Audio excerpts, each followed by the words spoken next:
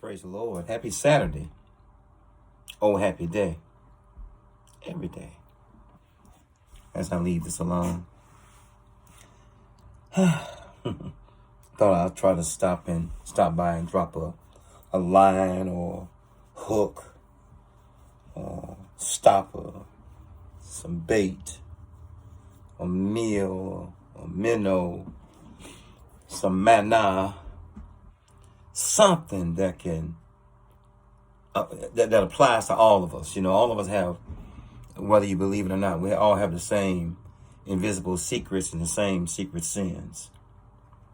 So I'm discerning in my spirit this day, this moment, you screaming and yelling at the top of your lungs. And there's nothing worse than, there's things worse than screaming and yelling, but to be screaming and yelling this close to one another's face.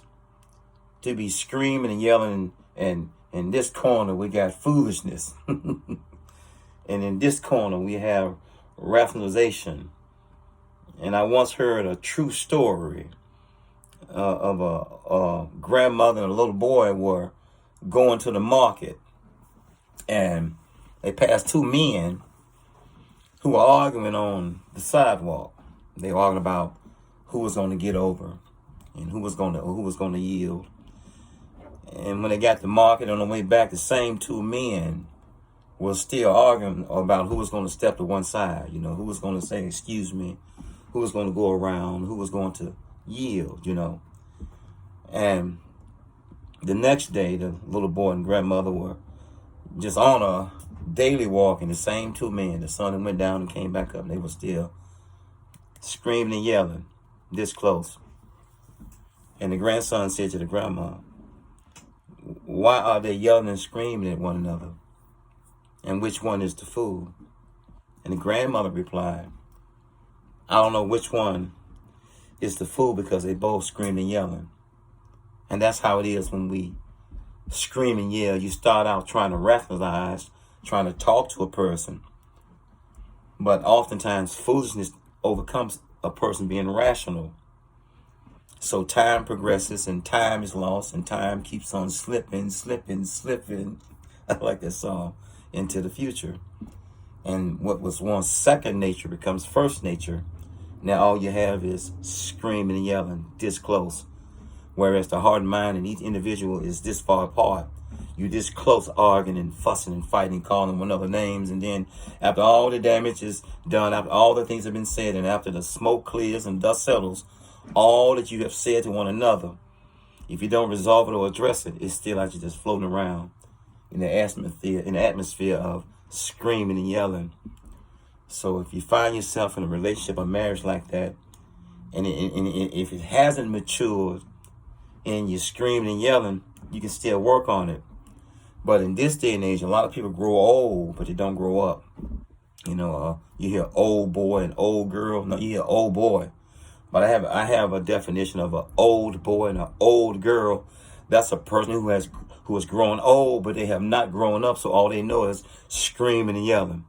I'm going to get my point across. No, you scream and yell out of force. You scream and yell out of anger. You scream and yell out of immaturity. You scream and yell out of force. You scream and yell out of trying to create a emotional master and slave relationship.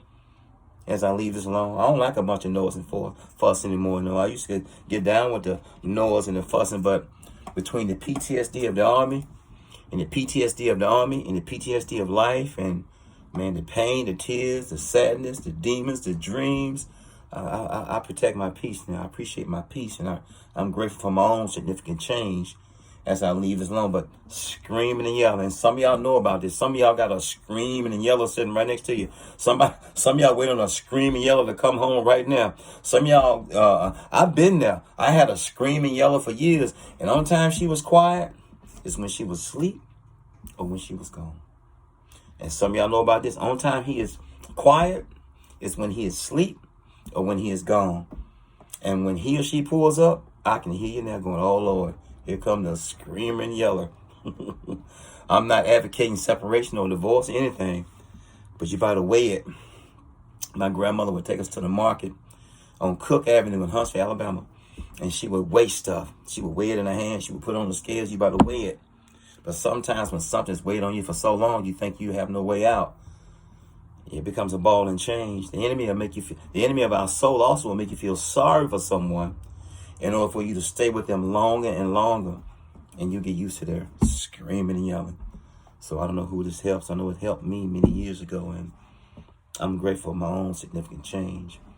And Lord, bless me not to ever again become a screaming yeller or to be a screaming yeller. Jane, stop this crazy thing. Please help us, Lord. Peace. No more screaming, yelling. 1.